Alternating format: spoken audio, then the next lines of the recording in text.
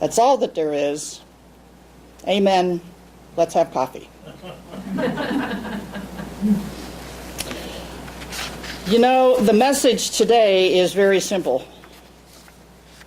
But I think our challenge is how we go about implementing it. I found some information here about some of the things that have either changed over time or things the way they are that sometimes we kind of shake our head at. So here we go. It's funny how people say they miss you. You don't have to change that yet, Max. Go back. It's funny how people say they miss you, but don't even make an effort to see you. It is what it is. It's sad how girls will run from the guys that try to make them happy and fight for the ones that make them cry. It is what it is. In bed, it's 6 a.m. You close your eyes for 5 minutes, it's 7:45. At school, it's 1:30. Close your eyes for 5 minutes, it's 1:31. Everyone tells you that you deserve better, but no one's willing to give it to you. It is what it is. You're 10 and you have an iPad. When I was your age, I had an imagination. And last, whatever comes our way, whatever battle is raging inside of us, we always have a choice. It's the choices that make us what we are. And we can always choose to do the right thing. But the question is knowing what right is. And I'm not talking about right from wrong. I'm talking about right from a moral standpoint. Inside of us, the God consciousness that we all have and are knows the right thing to do. If we operate from the nature of the Godness within us, then we will always make choices for what is right. But over time, and through our education and through the role models that we've experienced, we've created some habits, some beliefs, some underlying justifications for some of our actions, and we play those out in the day-to-day experiences of our life. I heard a story of a woman who went to visit her daughter and granddaughter, and the mother and daughter had been estranged for a while. And now that the mother was back and communicating with the daughter and able to go see her granddaughter and all that, it really was a wonderful renewal of the love that they had between them. So the mother goes to visit, and during the course of the time that she's there, they have wonderful experiences. They take the granddaughter out to the park. They do all kinds of wonderful things. They're having a grand old time. And one day in the morning over breakfast, the mother says to her daughter about the manner in which the mother is schooling the granddaughter. And she's in disagreement with the way the mother is schooling the granddaughter. And so they get into a bit of a confrontation and an argument, or if you will, over how that should be. And eventually the mother resolves and resigns herself to the fact that her daughter is going to do what she wants to do, and why put any further energy or effort into it. After that, they go on having a wonderful time with the family and enjoy each other. The mother goes home, and when she's sitting with some friends, the friends ask, "How was your visit to your daughter? Did you enjoy the time with your granddaughter?"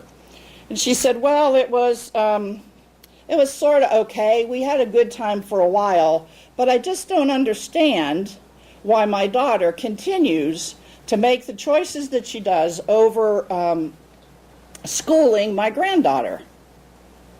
So what ended up happening out of that whole time that there was that visit and they were having the wonderful time, what that mother went home with was the memory of the disagreement that they had, instead of herself accepting what is and seeing that that whole interaction was really filled with more joy and happiness than it was filled with the disagreement.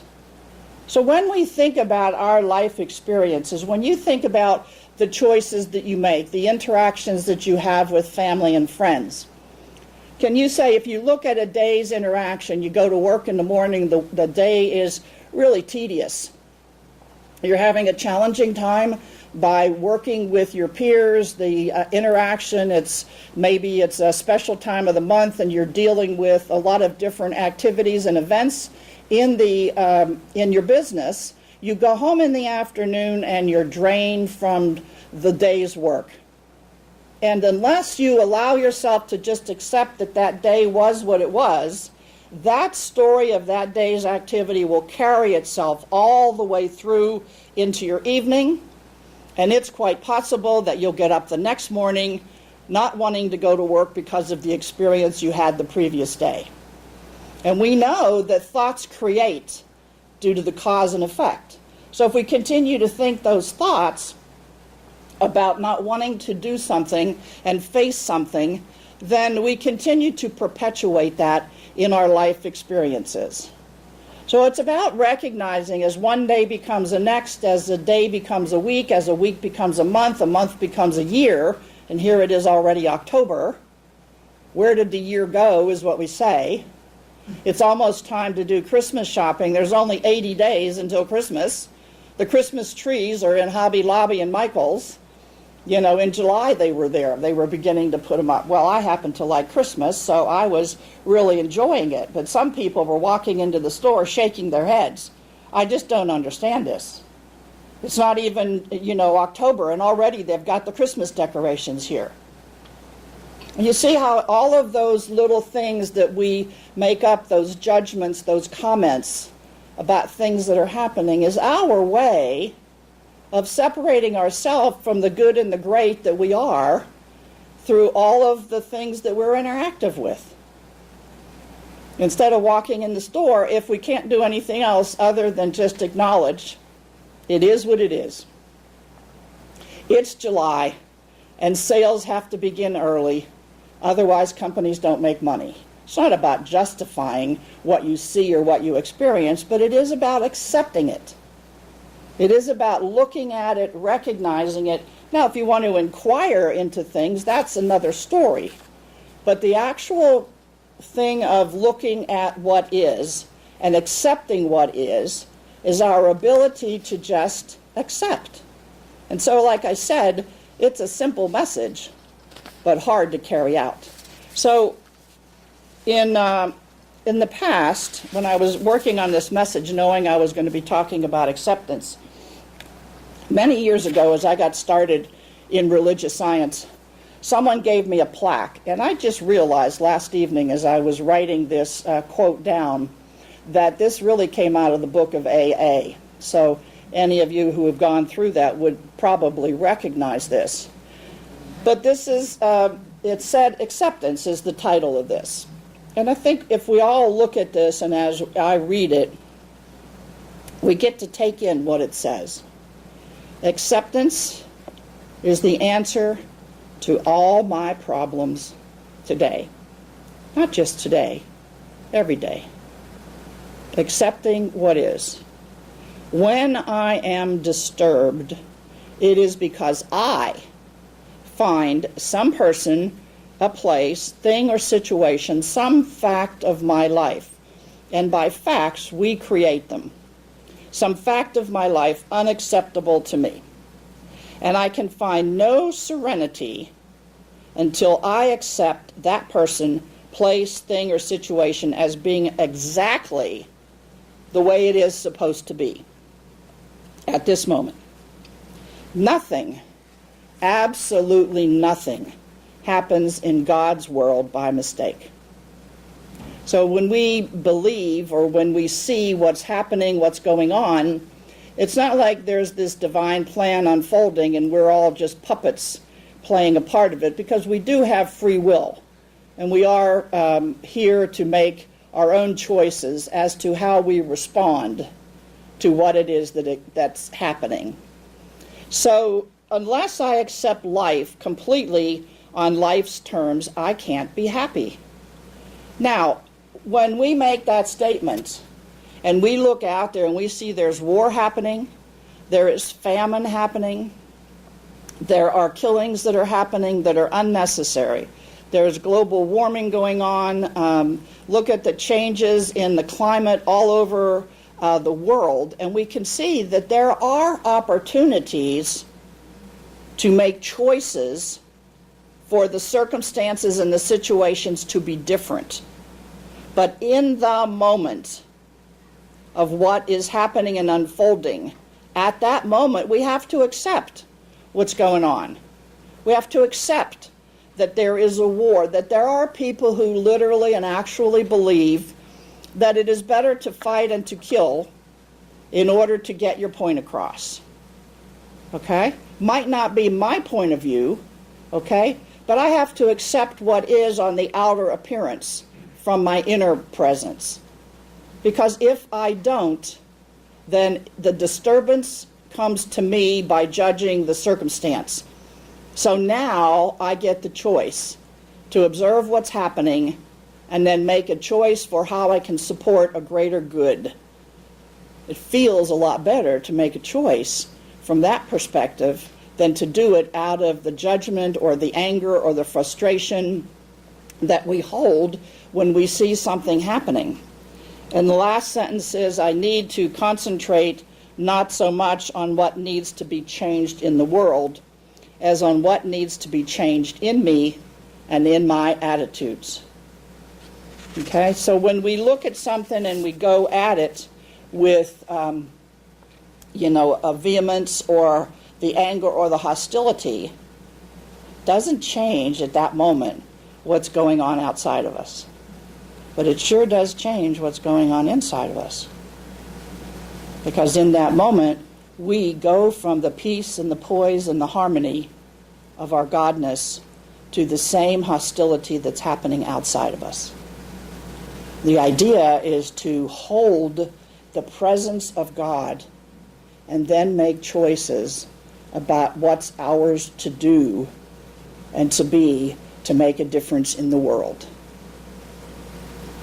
So I've drawn today upon the works of Byron Katie. And she goes by Katie, and I don't know if any of you know of her works. She's a woman who, I don't know how many years ago it's been, seems like she's got about 6 books right now. So I would say she's probably been around for more than 10 years, maybe 15 years. She was addicted to drugs and alcohol. She had children, and they were taken away from her. And it was as though a miracle occurred, and she woke up one morning and she said, there's got to be, and there is, a different way for life to be experienced.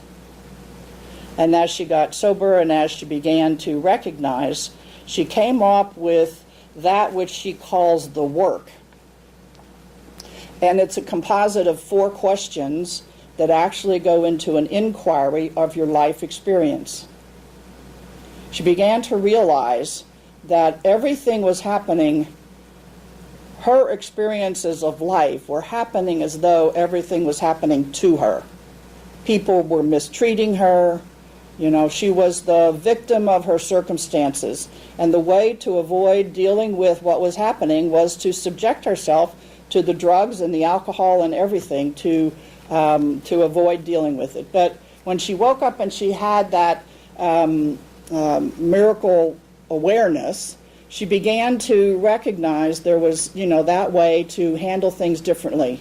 And she took on the journey of creating the material, writing the book, working with individuals, doing the hard work, even with individuals who had been Holocaust victims, people who had survived the Holocaust but came back to life and were continuing to remember the Holocaust, remembering all the killings that happened, the lives that were lost, the families.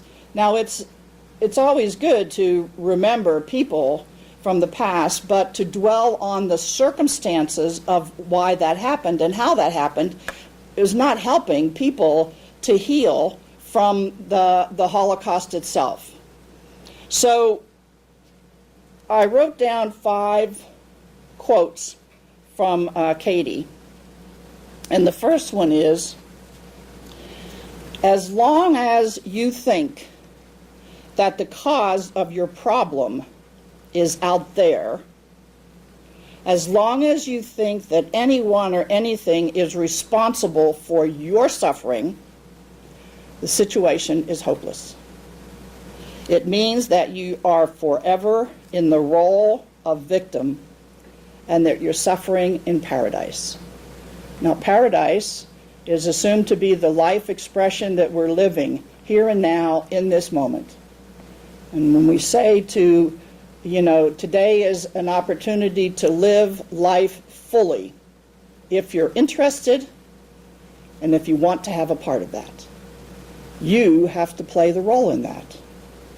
If you choose to sit around all day long in the gloom and the doom of I don't have anything to do, I wish I had a hobby, I don't know how to put myself into something so I can get out of this rut, you are denying the power within you to create.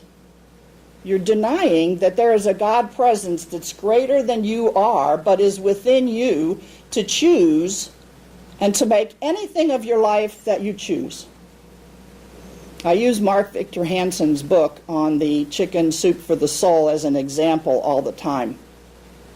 When Mark and the other gentleman, Jack Canfield, wrote the first book, they thought it was really something that people would be interested in, how there were healings and people had miracles in their life, so they took the book to a publisher, and the publisher said, I don't think it has any merit. They literally went to 40 publishers before someone published the first Chicken Soup for the Soul book. Did they have gloom and doom and take the book and throw it into the trash? No. They felt they had something there. Intuitively, they felt within themselves there was some merit in that book. And ultimately, someone took a chance on it. And look where it is now. We deny the ideas that are within us as being potential creators.